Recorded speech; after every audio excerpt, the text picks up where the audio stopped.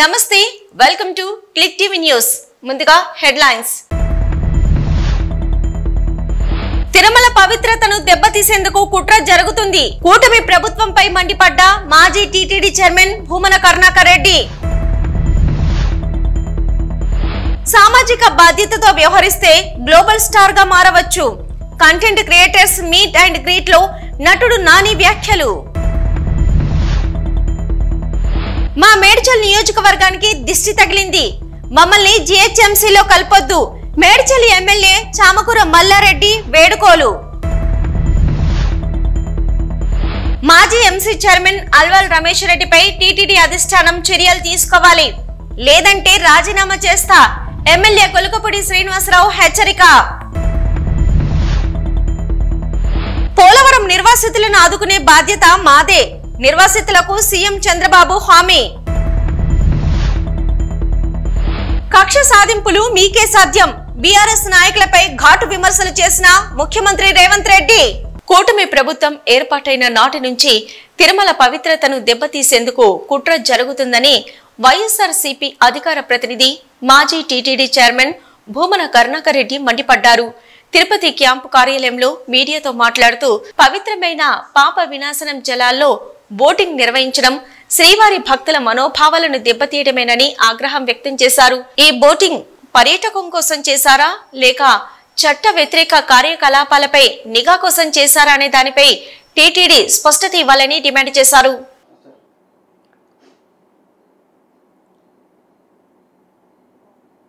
తిరుమల క్షేత్రంలో తెలుగుదేశం కూటమి ప్రభుత్వంలో మరొక ఘోర అపచారం జరిగింది.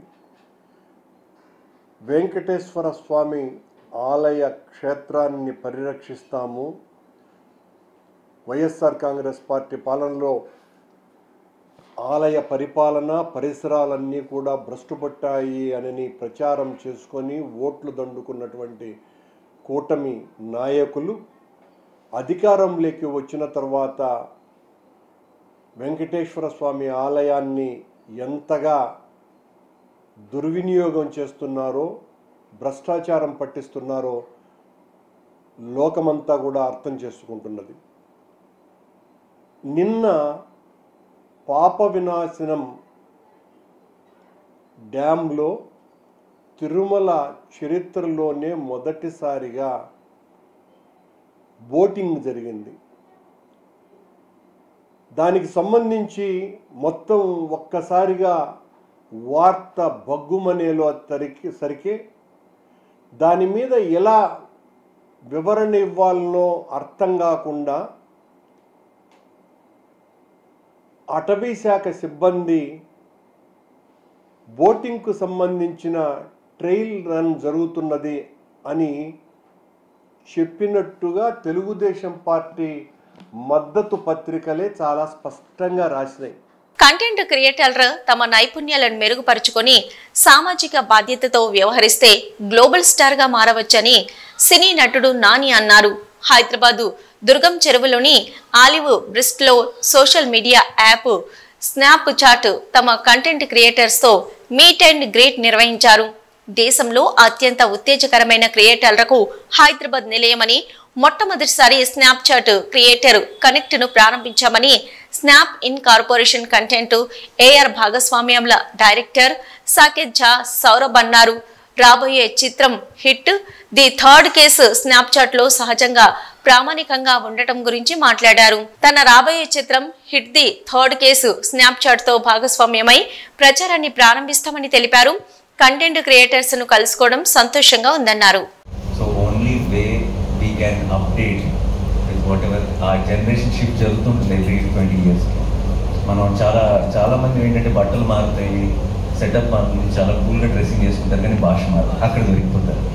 So I think to be updated with the language, with the Gen Z language, I think something like Snapchat will help immensely for all of us to actually not just act like we're cool, but we can become cool. So yeah. ఇంట్లో మీ బాబు ఎప్పుడైనా వెళ్ళలేదు, నాకు తెలిసి ఇంకో 2-3 ఏళ్ళలో నాకు అలాంటి preview షోలన్నీ పడతాయి. ఈ లోపు మావాడి కూడా స్నాప్చాట్ వచ్చేస్తుంది. hopefully over to Saket, different but compared to other platforms. Yeah, again a great one. Look, celebrities tend to be on multiple platforms, right? The celebrities that we've seen join and the celebrities we've seen do really well, Anusha, are celebrities who understand Snap. And Snap is, you really do behave differently on Snap. We often say that many other platforms are on stage, Snap is backstage. Snap is about how you would behave backstage. You will be relaxed, your guards will be down, you will have real conversations with your fans, you will engage with them. That's the vibe of the platform. And we see multiple celebrities join knowing that, and then they grow really well. And you know, one of the reasons why we are so excited about Nani joining our platform is because I think his work represents the idea of being authentic and real. That's what Snap was built for. It wasn't built for a popularity contest or appearing perfect. It was about being yourself and coming across that way. So we see that, I mean, whether it's, a cricketer like Arshdeep Singh, who is a power user of the app. He just knows exactly how to, and it's not like he's not on other platforms. So it's never about not being on other platforms, it's about knowing what to do on what platforms, right? And I think Arshdeep Singh has figured it out. Diljit Dosanjh, the Punjabi singer, again has a very cool Snap game. Like today, I was just telling my team at the store, generally what happens is with other platforms, whenever we want to release something, it could be a poster, it could be anything else. So we always have these 3-4 choices which we'll discuss in the groups, WhatsApp or whatever. Chala sir team andar oka vote chesaru. But I feel something else is also equally best or maybe better also. So, but again, I want to be the team player. I will not really disappoint them when I'll say, okay, let's go ahead with it.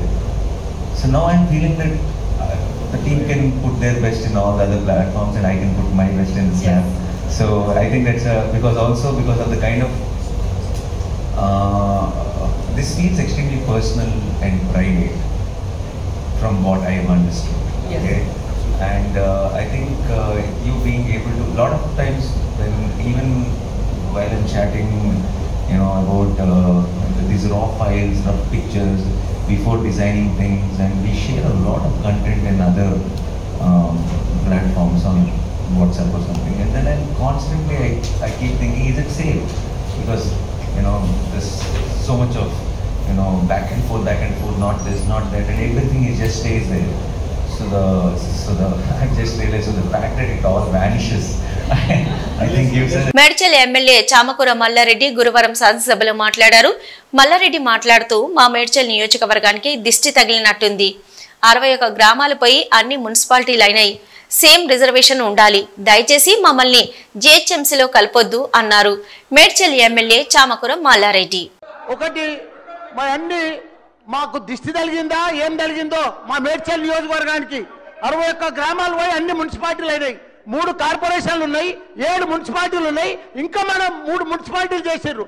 మాకు కౌన్సిలర్లు కార్పొరేటర్లు అంతా కూడా 10 ఏళ్ల కోసం reservation తెచ్చినండి మా TRS ప్రభుత్వం. ఇప్పుడు 5 ఏళ్లలోనే మొత్తం సమాప్తి చేసిరు కాబట్టి వాళ్ళంతా బాధపడుతుండ్రు. సేమ్ రిజర్వేషన్, సేమ్ కౌన్సిలర్లు, సేమ్ మున్సిపాలిటీలు, 13 మున్సిపాలిటీలు జిహెచ్ఎంసీలో కలపకుండా అట్లనే పెట్టాలన్నా. దయచేసి శ్రీధర్ అన్న అదొక్కటి మనవి.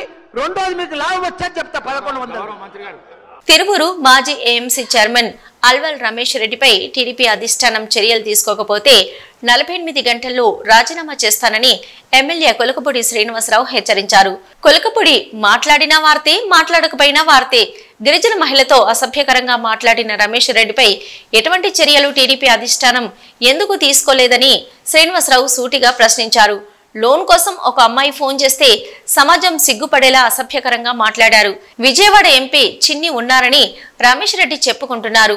చిన్ని ఆఫీసులోని కిషోర్కి 4 ట్రాక్టర్లు 50 లక్షలు ఇచ్చాను రమేష్ రెడ్డి అంటున్నారు.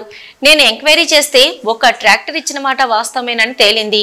తిరువురు నియోజకవర్గంలో మొదటిసారి అడుగు పెట్టినప్పుడు నన్ను ఆశీర్వదించింది ఈ గిరిజన గ్రామాలే.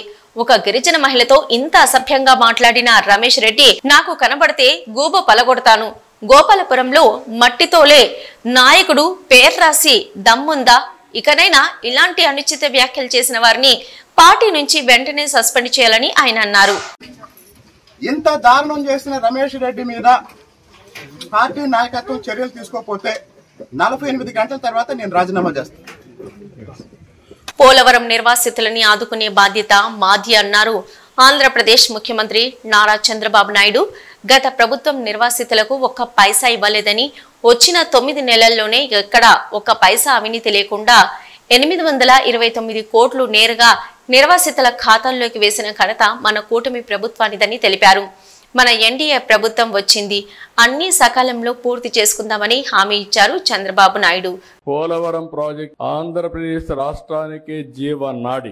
ఈ ప్రాజెక్ట్ పూర్తి చేసుకోగలిగితే రాష్ట్రం బాగుపడుతుంది. దానికి త్యాగం చేసిన మీకు కూడా న్యాయం చేయాల్సిన బాధ్యత ప్రభుత్వం పైన ఉందని మరొక్కసారి మీకు తెలియజేసుకుంటూ మళ్లీ మిమ్మల్ని అందరినీ కోరుతున్న ధైర్యంగా ఉండండి. మీ ప్రభుత్వం వచ్చింది, మన ప్రభుత్వం వచ్చింది, ఎన్డీఏ ప్రభుత్వం ఉంది. అన్ని న్యాయం చేసే బాధ్యత మేము తీసుకుంటామని మరొక్కసారి హామీ ఇస్తూ, నేను మా ఆడబిడ్డను చూశాను, చాలా బాగా మాట్లాడింది. మనస్ఫూర్తిగా అభినందనలు. అందరూ మారిగా మాట్లాడేది నేర్చుకోవాలి. మంచిని మంచిగా మీరు చెప్తే మంచిగా ఎక్కువ జరుగుతుంది. అట్లా కాకుండా మంచి చేసిన వాళ్ళకి సహకరించకపోయినా అది తప్పే అవుతుంది. ఆ విషయం మీరు గుర్తుపెట్టుకోవాలి. కృతజ్ఞత అనేది మన సాంప్రదాయం, మన వారసత్వం కూడా. ఈ రోజు మీరు చూస్తే ఏ ప్రభుత్వం కూడా 5 ఏళ్లు పరిపాలించిన ప్రభుత్వం ఒక పైసా ఇవ్వకపోతే వచ్చిన 9 నెలల్లో ప్రాజెక్టు కట్టడమే కాదు, పునరావాసం చేయాలి, బాధితులను ఆదుకోవాలని 828.25 కోట్లు ఎక్కడ ఒక్క పైసా అవినీతి లేకుండా, దళారీ వ్యవస్థ లేకుండా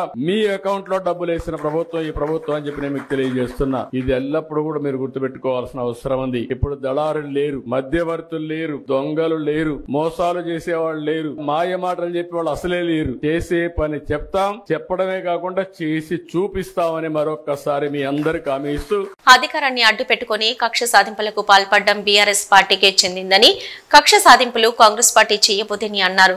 తెలంగాణ ముఖ్యమంత్రి రేవంత్ రెడ్డి బీఆర్ఎస్ పార్టీ పాలనలో ఎందరి మీదనో కక్ష సాధింపు చర్యలకు పాల్పడేవారని, మా ప్రభుత్వం హయాంలో మీలా మేము చేయాలనుకుంటే ఇప్పటికే మీరందరూ చెంచలగూడ జైల్లో ఉండేవారని బీఆర్ఎస్ నాయకులకు సమాధానం ఇచ్చారు ముఖ్యమంత్రి రేవంత్ రెడ్డి.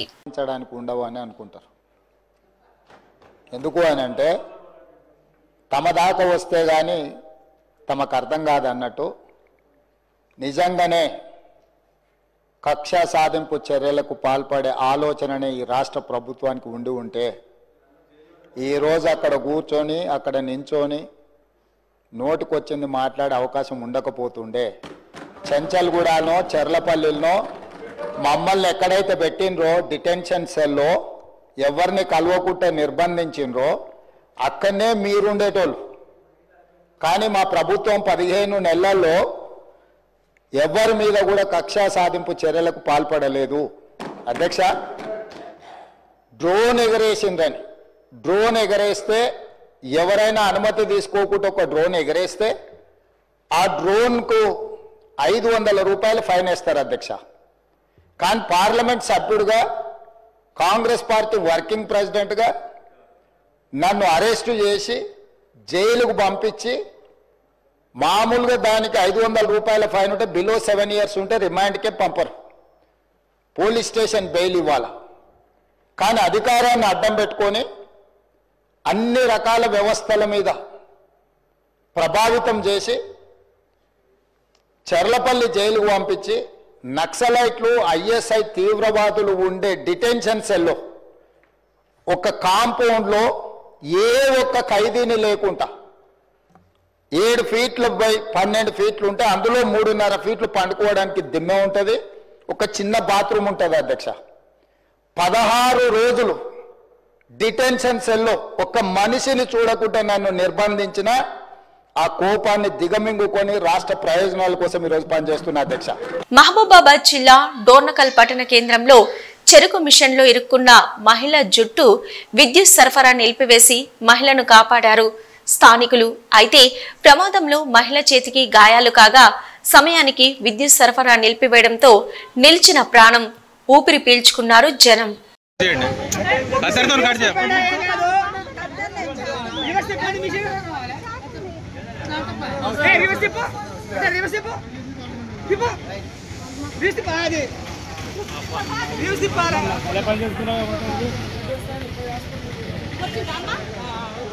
రంగారెడ్డి జిల్లా బడంపేట మున్సిపల్ కార్పొరేషన్ పరిధిలోని బోయపల్లి ఎన్క్లేవ్ రోడ్లోని ఆక్రమించి అక్రమంగా క్రికెట్ ఇండోర్ కోర్టు నిర్మించడంతో హైడ్రా ఆధ్వర్యంలో ఆక్రమించిన క్రికెట్ కోర్టు స్థలాన్ని కూల్చివేశారు.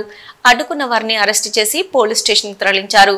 కాలనీవాసులు హైడ్రాకు ఫిర్యాదు చేయడంతో అధికారులు రంగంలోకి దిగారు. స్థానిక టీఆర్ఎస్ నాయకుడు మాజీ కార్పొరేటర్ భర్త బోయపల్లి శేఖర్ హైడ్రా అధికారులకు దాడికి ప్రయత్నం చేశాడు. కూల్చివేతలు అడ్డుకున్నారు. 1982లో వెంచర్ చేసి సగానికి పైగా ప్లాట్లు విక్రయించారు. విక్రయించని ప్లాట్లకు సంబంధించిన కాలనీకి ప్రధానమైన 3 రోడ్లను కబ్జాలు చేసి ప్రైవేటు క్రికెట్ స్టేడియంలు ఏర్పాటు చేశారు. వెంచర్ ప్లాట్లు కొన్న కాలనీవాసులకు రోడ్డు వదలకపోవడంతో బోయపల్లి ఎన్క్లేవ్ కాలనీవాసులు హైడ్రాను ఆశ్రయించారు.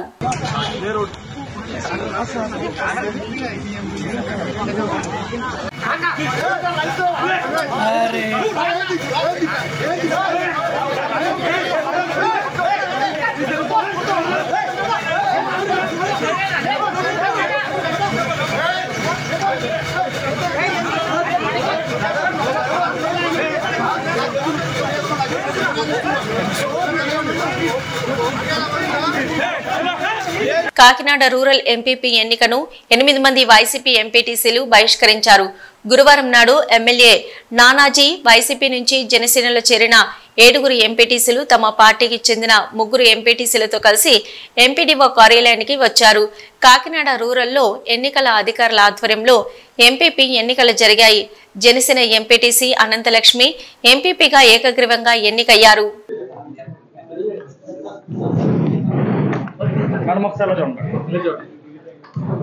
మండల పరిషత్ అధ్యక్షులైన శ్రీమతి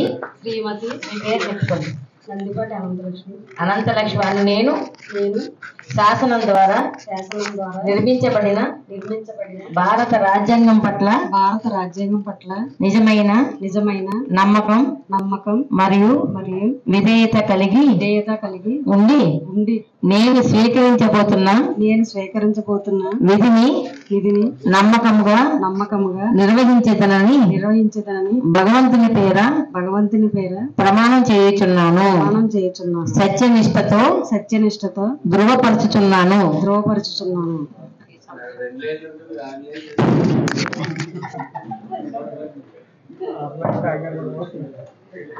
ధన్యవాదం తెలుపుకుంటున్నాను.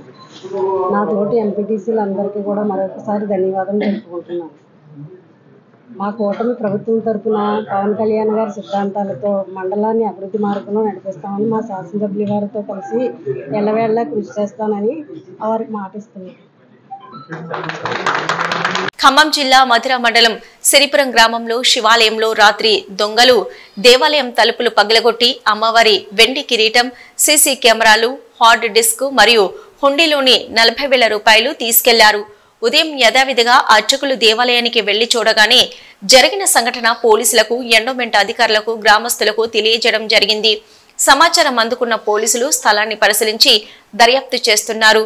హుండీ నుంచి సుమారు 40,000 రూపాయలు, మూల విరాటు అమ్మవారి వెండి కిరీటం 210 గ్రాములు పోయినట్టు ప్రాథమికంగా నిర్ధారించారు.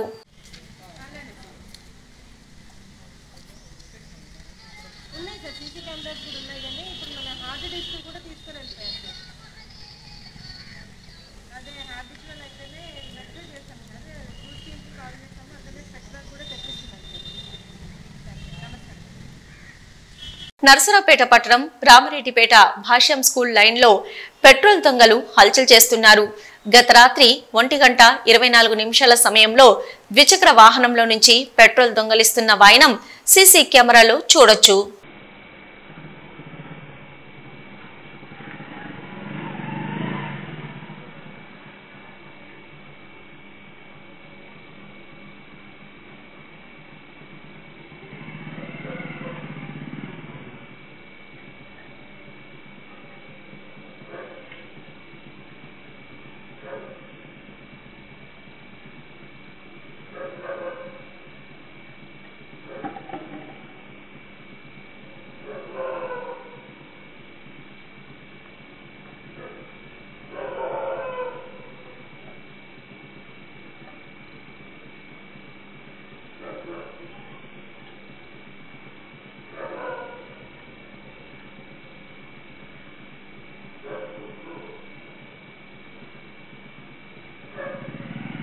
శ్రీకాళహస్తీశ్వర ఆలయంలో శ్రీ గురు దక్షిణామూర్తికి అభిషేక సేవ నిర్వహించారు. వేద పండితులు కలశ స్థాపన పూజలు చేపట్టి వివిధ రకాల సుగంధ ద్రవ్యాలతో దక్షిణామూర్తి అభిషేకాలు జరపగా స్వామివారికి వివిధ రకాల పుష్పాలు స్వర్ణాభరణాలతో దివ్య అలంకారాలు చేశారు. అధిక సంఖ్యలో భక్తులు స్వామివారి అభిషేక సేవలో పాల్గొని తరించారు.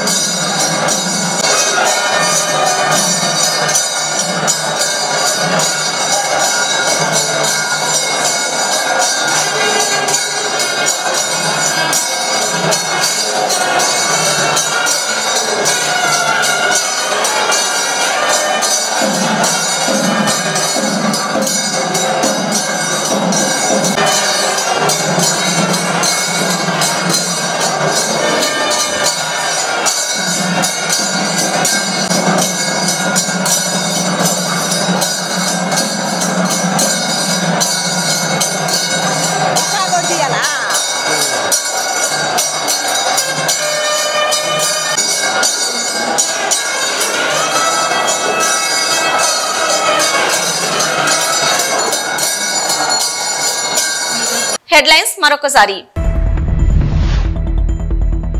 తిరుమల పవిత్రతను దెబ్బతీసేందుకు కుట్ర జరుగుతుంది. కూటమి ప్రభుత్వంపై మండిపడ్డ మాజీ టీటీడీ చైర్మన్ భూమన కరుణాకర్ రెడ్డి. సామాజిక బాధ్యతతో వ్యవహరిస్తే గ్లోబల్ స్టార్ గా మారవచ్చు. Content creators meet and greet లో నటుడు నాని వ్యాఖ్యలు. మా మేడ్చల్ నియోజకవర్గానికి దిష్టి తగిలింది. మమ్మల్ని జీహెచ్ఎంసీలో కల్పొద్దు. మేడ్చల్ ఎమ్మెల్యే చామకూర మల్లారెడ్డి వేడుకోలు.